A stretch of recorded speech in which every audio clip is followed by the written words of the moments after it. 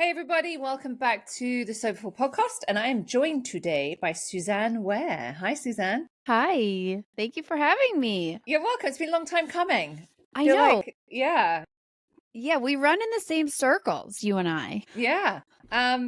So the reason Suzanne is here is she has a book out, which by the time you listen to this will be out. It's called I have to say this carefully, The Sober Shift. Yes. And you might know Suzanne from the Sober Mom Life podcast, and she has a big Instagram account talking kind of lifestyle, momming, being a sober mom. Is that kind of, am I getting that right? Yeah, I started as an influencer like 10, 11 years ago when I had my first baby. I started just as like a fashion kind of lifestyle influencer because that was the world that I knew. And it changed then. I quit drinking 5.5 years ago.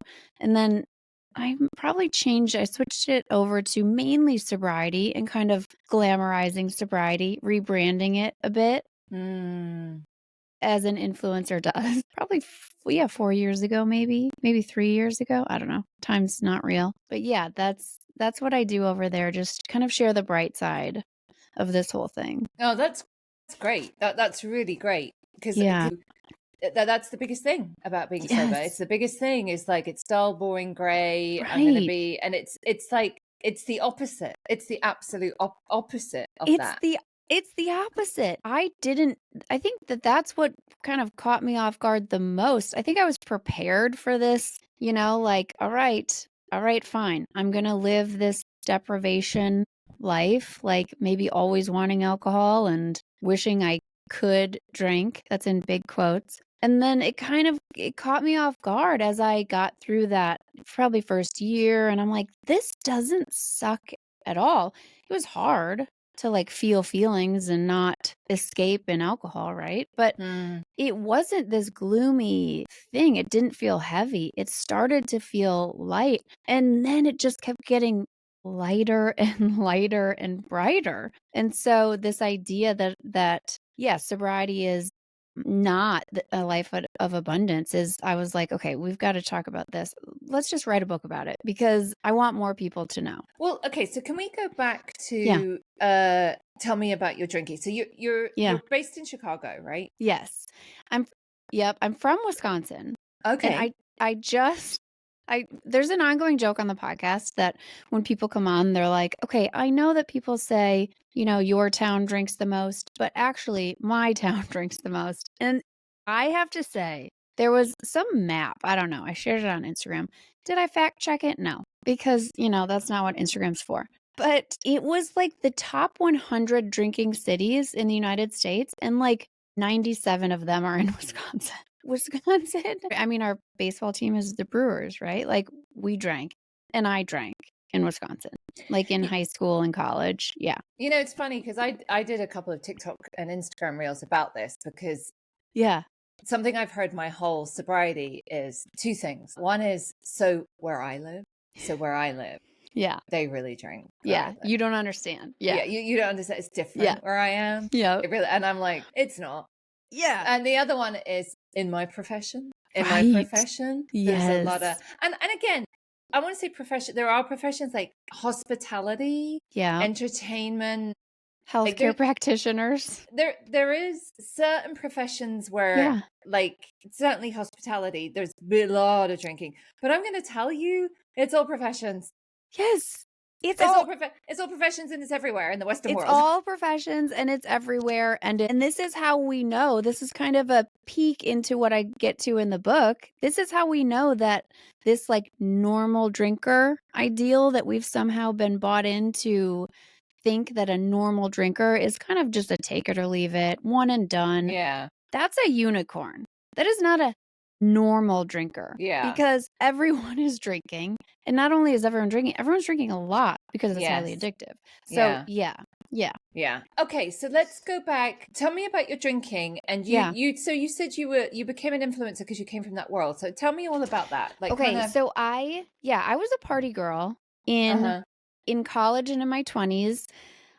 I was a binge drinker. I'm 45, and so it was that generation of just, yeah, we didn't learn about alcohol. I didn't know what it was. There was no discussion about alcohol. It was Just very what you do. much, Just what you yeah, and it do. was very much like, this is your brain on drugs. And so I was like, okay, cool, noted. Like, not going to do any drugs, alcohol, fine. And I leaned into that, and I was the party girl. I loved it. I loved the powerful aspect of being a party girl.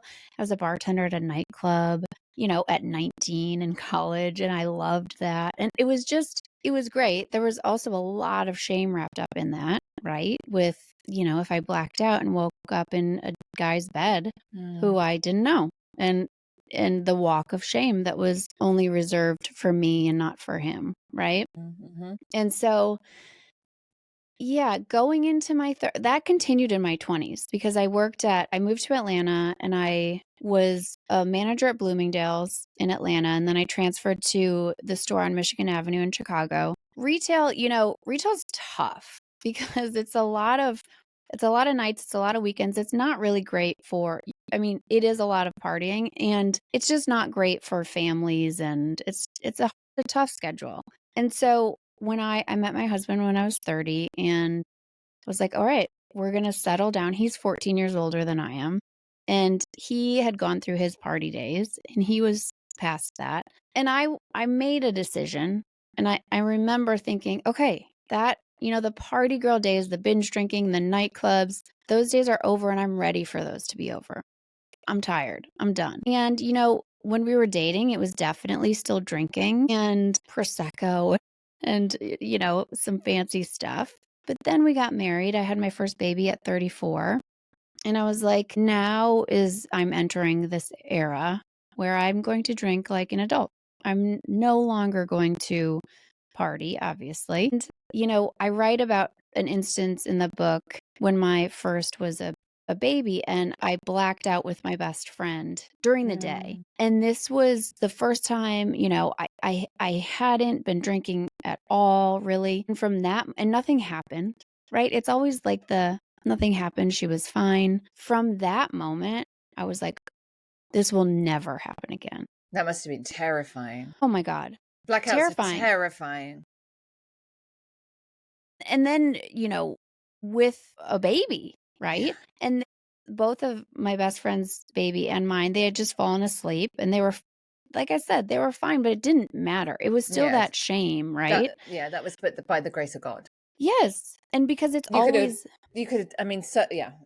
So many things could happen. So many things. And, I also have OCD. And so my OCD then went out of control. And so then I was like, that will never happen again. And it didn't until 5.5 years later when I quit drinking. I didn't black out. I'll get to that. But from that point, I was like a masterful moderator. I was like, I kind of used that moment to propel me into controlling alcohol, right? Because isn't that the goal? That must have been exhausting. So much work. Exhausting. I thought that was the only choice, right? Yeah. Like I'm not going to quit drinking. I'm not a quote unquote alcoholic. Like I'm not going to AA. I'm not even drinking every day. This isn't a thing that I just thought. I didn't even consider stopping drinking because I didn't think it was an option. And so, yes, you're right. Having this like highly addictive substance in my life and controlling it took so much mental energy, took so much willpower. I did it. But toward the end, as I kept going, the shame felt the same. The shame that alcohol brought was so corrosive. And I'm not talking about this with anybody, right? I'm not telling my husband like the way that I'm really like thinking about alcohol and monitoring how much everyone else is drinking, all of the rules and the moderation stuff. I'm just kind of keeping that to myself, mold in the basement, down, down, down, until then the last time that I drank was I quit drinking on January 19th, 2020. And I had just had my third baby, so he was 3 months old, and my husband and I went to this like fancy pants party, and I blacked out. I woke up in the morning, and I hadn't blacked out years, right? I woke up in the morning, and I realized that I must have nursed him in the night. because there's no way I didn't. He was 3 months old and my babies were horrible sleepers and loved to nurse, right? And so I was like, that's it. That is it. It's interesting because I always say I don't have a rock bottom. And I know this is why I think it can get tricky when we ask others about their opinions about, whether we should quit drinking, about our rock bottoms. Because I think some people might read my book and say, yeah, you blacked out twice. That's a rock bottom. Some people might say, yeah, I mean, no, actually, that wasn't quote unquote that bad. So it can get so murky when we're trying to ask for others' permission or thoughts about whether or not we should quit drinking. And I really had that top of mind in early sobriety when I just decided, okay, I'm done. I don't know what that means, but I'm done. It's really interesting, Suzanne, because what you're describing is like when people say rock bottom, what they mean is like,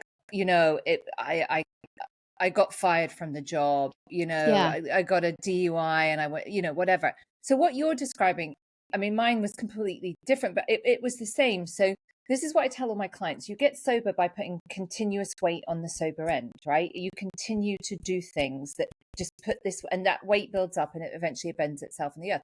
Well, it's the same for drinking, right? Yes. It's like we keep putting weight on this drinking end. Right. And it's like, right. like this thing and then this thing and then that thing. And it was like that last thing may not have been, I mean, it is a big deal, blacking out and nursing a baby. It is, yes, but it was like the last pebble. That weight just was too much. Then the weight of the drinking was too much. Exactly. I love that idea because it felt like it broke me, right? At first I thought it just broke me. And now I'm like, oh, it actually broke me open to be like, okay. And yeah, I think when we think rock bottom, it is these like overt signals to the outside, like something very clear from the outside that we have to quit drinking. And then that we're forced to, right? That it's an intervention, a DUI, going to jail, losing custody, losing your job, losing your marriage, something that is very clearly from the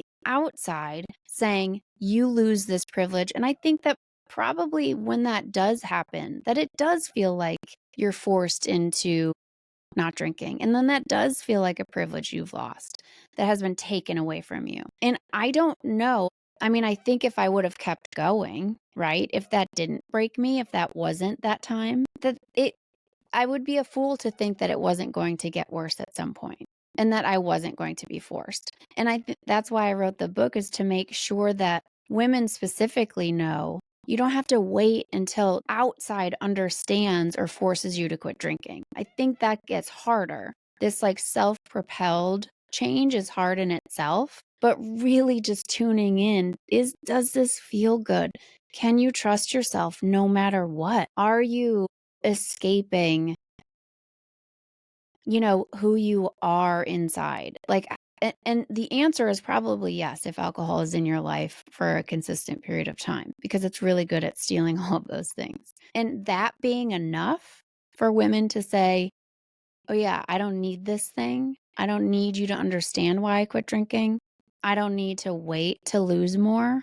It's the question, is my drinking bad enough to stop? Well, you had 2 blackouts, but it's the other question. Is this good enough for you?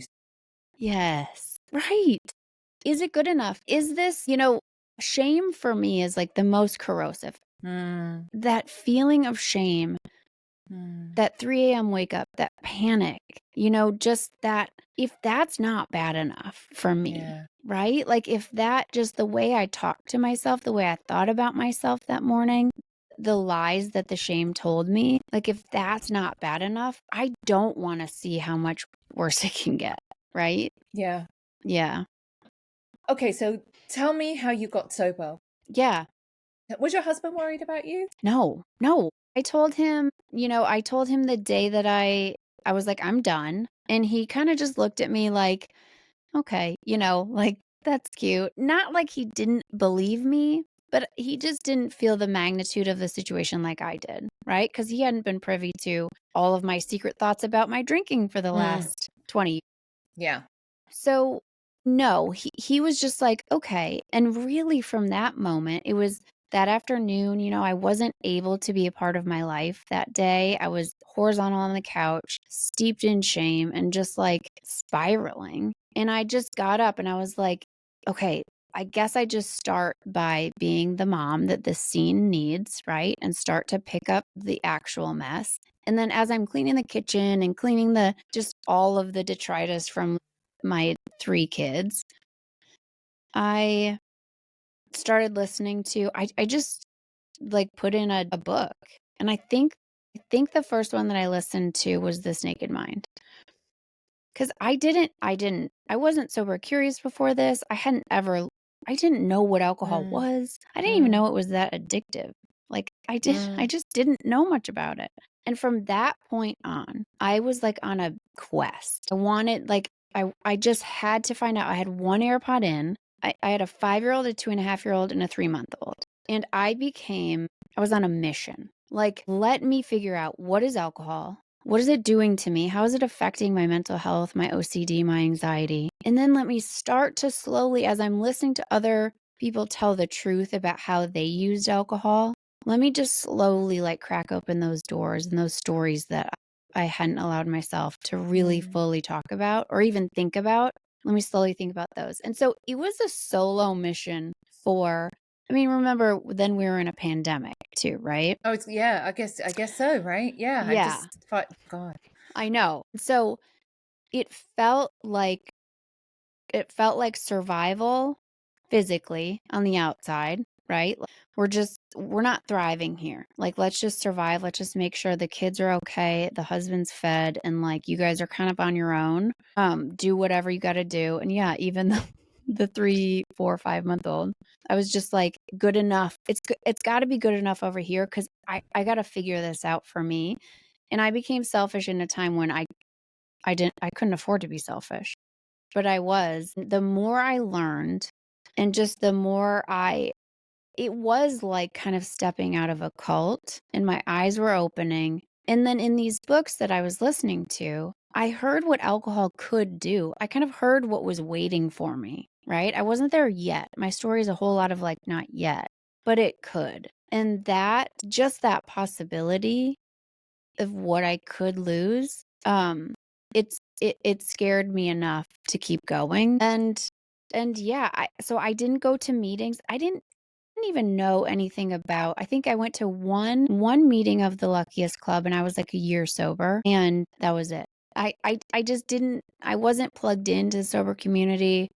I was really just like on my own I was in therapy too, which I think is, and my mom's a therapist which helped. I was really open about talking to my husband. So I wasn't keeping all of this stuff inside, but I didn't have community yet. I just really look back at that time and see that I was like myopic in my drive to like finally figure this thing out of just what it was and how I had used it. Yeah, so many people did get sober in the pandemic, and I did you find it useful that like there was no parties or anything? Yes. I think I think that was huge in helping me in early sobriety, is that the hibernation was kind of just thrust upon me. And I didn't have to worry about, am I going to go? Am I going to be invited? What am I going to say? Will I drink? I didn't have that.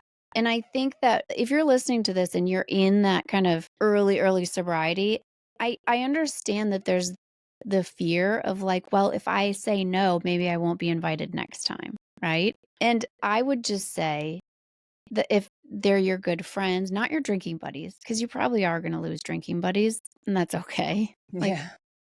that's for the best. But your good friends, let some of them in, the ones you trust in, and say like, I'm going to RSVP no for a little while. I'm not always going to say no. I will come again, but for right now, I just have to say no for right now. And that's okay. Like, this has to be the most important thing. And as a wife and a mom, like it's pretty radical for us to put ourselves first, but it requires that to say like, you guys, yes, you will be fed and alive but like my needs here have to like skyrocket to the top. And that's tough. That's thank you for saying that. I mean that's the truth. In the early days, it's really smart to just RSVP no. Right? Yes. Like, I Yes. mean, there's maybe some things you can navigate, but very quickly, Yeah. there's a group of people who drink to drink. Yes. And yes. it's not just you don't want to hang out with them. They don't want to hang out with you Right. because you make them uncomfortable. Yeah, it's a very vulnerable thing to drink or to get drunk in front of a sober person, right? I recognized that on my husband and I went to New Orleans for my friend's wedding anniversary. We were there 10 years ago and, drinking. And now we went back this last May and everyone was drinking. And one friend in particular was very drunk. And she just kind of kept telling me, I'm not always like this. I'm not an alcoholic. And I just saw in that moment with such compassion. I was like, oh, this is a very vulnerable thing for her to do in front of me. I think it's easy. I think initially it's just easy to be annoyed because it is annoying. Drunk people are annoying. Like that's just, yes, they're loud and repeat and just like, oh. But then once I saw her really how much she felt exposed, I was like, okay, that compassion, that stuck with me. But yeah, it's just okay. You don't have anything to prove in early sobriety. You don't have to prove you're still fun or that you can still go or that you belong. Like none that will come. That is part of the building that will happen later. Right now, it's really just such a way to nurture yourself to say like, yeah, I'm okay. I'm okay staying here and really just taking care of what I need right now. I think I remember seeing that post when you put that on Instagram because I live near New Orleans. I live in the deep south. So you do? I'm 2 hours I'm in Alabama, which you can tell by my I know. Yeah, That's you can tell by my accent. Yes. Wow. I know, Veronica, I could listen to you talk like all day. I'm just like, talk to me more. Like your accent, I love it. I'm going to just tell you, there is not a day that goes by in my life when I leave my home that someone does not say that. My accent. Really? Yeah. How did you like hang on to it? Well, when I got home to England, everyone says I sound American. No, really? Oh, okay. Yeah. So I got sober in the States in Florida, and I spent most of my 20s in Florida. Then I went back to England in my late 20s. And for a while, I heard someone I overheard someone call me, my nickname used to be Ronnie, American Ronnie. So when I go home, they think I have a strong American Really? accent. Wow. Yeah. And I notice it when I land. When I land in Heathrow, like I can tell. Like really? Everyone sounds really British to me. And my best friend, her daughter, who has a British accent, I just think it's the cutest accent, and it's so weird. Yes. Yeah. Oh my God, little kids with British accents. I'm like, you are so smart. It sounds so smart. Yeah. So like I always mess with people and they say they love my accent. I always say I don't have an accent. You have an accent. Like you have an accent. But what was it like going to like New Orleans is like there's very specific places like Vegas, like Key West, like that are party places. How was that? It's funny because I went to Vegas and then 2 weeks later I went to New Orleans. And so I had like the two, it wasn't great. I mean, in Vegas, I just remember being so dehydrated and really feeling like pissed. Like I'm waking up with a headache, but I'm not drinking. And then I quickly was like, okay, yes, but you also don't have shame. And so, okay, you can deal with a headache, drink some water, maybe take some Advil without shame, and that's okay. In New Orleans, it was interesting because our first, we landed, my husband and I go to a cafe, and I did a podcast episode about this because we sit down and the waitress comes over and she has an accent. And she said, hot or iced when I ordered coffee. And I was like, you know what? I'm going to do iced. Like it's a party. I'm going to really treat myself. I would go crazy and have iced coffee. Like I'm in New Orleans. Wild. Like, yes. Next up, beads, and so she brings it and it's in like this tall glass mug and it has whipped cream on top. And I was like, oh my God, I'm totally going crazy. Like, I love this. This is great. And I take a sip and it's Irish coffee. So she had said hot or Irish, which I have many questions about because also Irish is hot. And I just So I tasted alcohol for the first time in over 5 years in New Yeah. Orleans, Yeah. and that shock of it, I was really like, wow. It wasn't like, oh, I was tempted, I wanted more, it wasn't any of that. It made me it made me sad for if someone was in early sobriety and Mm. really like, I didn't have to put my guard up in New Orleans because I'm very, comfortable in sobriety. I can be around alcohol and people drinking. But for someone who is in early Yeah. sobriety and Yes. says, like, I'm going to do this thing, I've got my sobriety toolbox, I'm connected, doing all the right things. And then you're confronted and tricked, really. It felt tricked, even though she didn't mean it. I just felt like, man, is alcohol everywhere? I mean, it is, right? It is. And they're even messing with my coffee at this point. So, Yeah. yeah. I'm going to say that that's par for the course. Yeah. Everyone, like, that's happened to me more than once where, Yes. so I happened when I was in Italy, with, we were at an event at the American ambassadors, and there was this like Oh, wow. incredible display of desserts and chocolates. Like European chocolate is amazing. Yes. And I bit into like 2 of them, and they were liqueurs in there. Oh, But the other it's thing like, that I call it alcohol assumption. It's like the assumption that everybody yes. drinks. Because what irritates me is when it's raw in food. That's happened more than once. Oh, yeah. Where I'm like, this, and then the waiter's like, they don't know. And I'm like, I actually have been, Right. I was at an event, and it wasn't like, I know tiramisu has alcohol in it. It was like a tiramisu, but it wasn't a tiramisu. But I was sitting at a table, there was me. We were on the right was our Mormon friends, on the left was our Muslim friends. Yeah. And they served this. And I wrote a whole piece about it where it's like, none of us drink alcohol. Yes. Like, we don't ingest raw alcohol for different reasons. Right. And they were so like, oh, I don't know. I'll check. I'm not sure. I'm like, I can't go anywhere without there being nuts, nut free, dairy free, gluten free. Right. Why can't we be alcohol free? Yes, we even know if the facility has nuts in it, right? Yeah. Yes. Alcohol assumption is a great way to put it, because The assumption that everyone drinks. Yes. I told the waitress, I was like, no. I haven't drank in over 5 years. I don't want that. And she said, oh, is it like a religious thing? And I was like, no. She was like, oh, okay then. I'm like, well, no, but it's still very precious to me. Like, I still don't want lighter fluid. Like, yeah.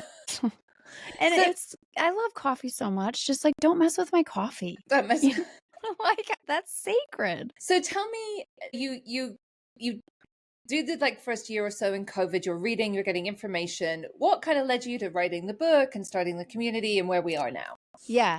So I started, as any good influencer does. Like, I was still influencing style, motherhood, campaign. I was really doing that. And then I started my Instagram, The Sober Mom Life, kind of on the side, just to work out what I was thinking about my sobriety and how I thought about it, how what it was to me. I started getting a lot of great response over there, of just people being like, oh my God, I thought I was the only one who hated moderation and was, and so as I started seeing that, I was like, okay, I think this message is needed. I brought that to my regular Instagram, and I was like, all right, which was a scary step. I let go of my agent. Campaigns I knew were going to dry up because, I was no longer going to shill Target and Nordstrom stuff. I was like, no, actually, now we're going to talk about sobriety. I knew I would probably lose followers. But then I just kept hearing from hundreds of women every day, like messages and comments, and like, thank you. This is my story. I didn't hit rock bottom, but I didn't know I could quit. And like, thank you. I'm seeing this. And so then it was very quickly like, okay, let me start a podcast just to talk about this. I didn't know what the heck I was doing. That's the thing. I never wait until I know what I'm doing or until I feel ready, because I will literally never do anything, because I'm never ready to do anything except nap. And I started the podcast. And so it just was this like organic thing of this rolling out of like, okay, this is going well. People like this. And I started the community because people were like, hey, can we all meet? Can we do meetings? And I was like, okay, my mom's a therapist. It's not therapy, it's peer support, but just to have a place where we can kind of work through all of these secret thoughts that we've hidden so long, that we can give them breath and just connect over that. And then with the book, I really wanted, I mean, I've always wanted to write a book. I'm always writing. That's been my dream since I was little. And I just remember being that in early sobriety and not hearing my story and really knowing that I could have taken that as kind of a green light of saying like, well, see, this person did this. I didn't do that. This person lost this. I didn't lose that. And that could have been a green light just to keep drinking. And instead I wanted the stories of these very just not losing much, these just little shifts in the way that we think about sobriety and alcohol. And so that's what each chapter is, a shift from kind of the older way of thinking about it, anonymous, to proudly sober, or counting days to sober firsts. And then I share, it's not just my story, it's the story of some of my friends and women in the cafe who haven't lost much from the outside, but on the inside felt like they had lost so much. I'm just going to say, I think it's so important because it is the one experience I haven't had. I relate to the shame, all of that kind of stuff. I was 10 years sober when I had my first child. But I've worked with, as a psychotherapist, I'd worked with lots of mothers, and the shame of being a drunk mother is enormous and extremely isolating. Yes. And it's the inside stuff, right? I mean, Yes. there is sometimes we see externally, like that's when it's in the chronic phase of someone, I have seen someone who was drunk in charge of a stroller, but it's mostly people who look like you, Suzanne. Middle-class mummies who just look like everything's fine. But on the inside are dying of shame. And it's like they can't talk about it anywhere. So, back when I was a psychotherapist 20 years ago, there just wasn't many places like now to have it. Like Laura McCowan has also done this. She's talked a lot about it. And I've really felt that's been a really important thing in the sober influencer world, which I kind of hate that phrase. I know. You are not alone, and this is quite, I don't want to say normal, typical. Like lots of mothers are struggling with this. You're not a bad person, you are unwell, and you need to take some responsibility for doing something about it. And here's a bunch of people who felt the same way.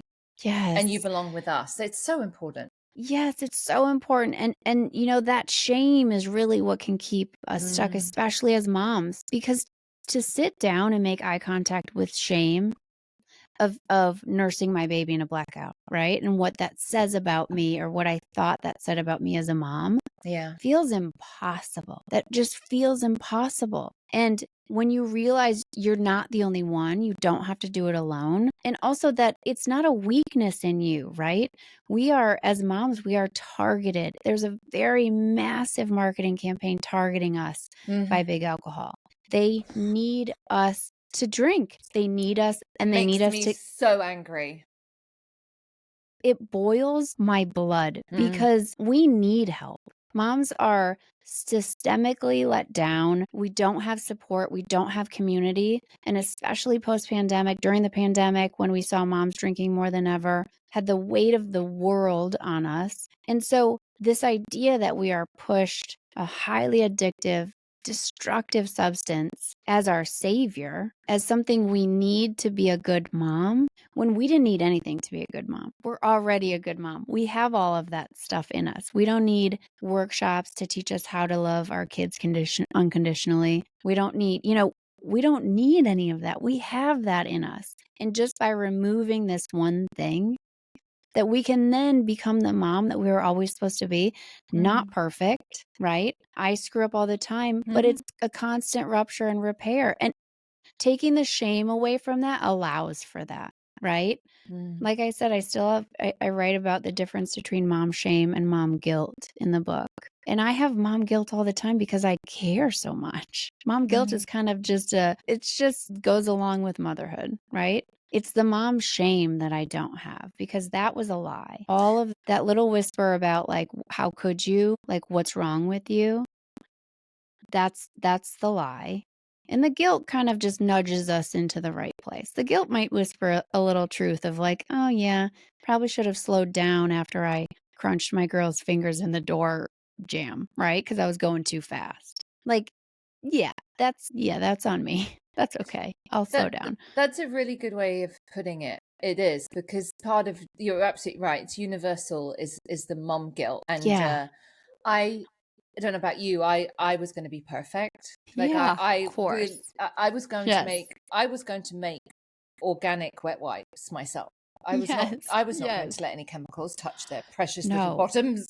No. And then you realize, and then you become a mom. Yeah, then you realize very quickly that you can only settle for good enough. Yes. And that your children don't want any other mother than you who's good enough. And sometimes we sling pizza at them and give them the iPad and wish them luck.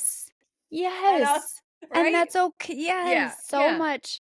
Just so much my like parenting philosophy is half-ass whole heart. Yeah. Like I'm gonna half-ass like the lunches or like the stuff that doesn't matter. Yeah. But the stuff that does, the foundational structural stuff of like unconditional love, showing you that I can feel my feelings, teaching you how to feel your feelings, that feelings are okay. They're not going to take us down. All of being able to apologize when we screw up, all of this stuff, like that's the stuff I focus on. It's like you're probably going to have red dye number, whatever. And like, sorry, but like, it's okay for right now.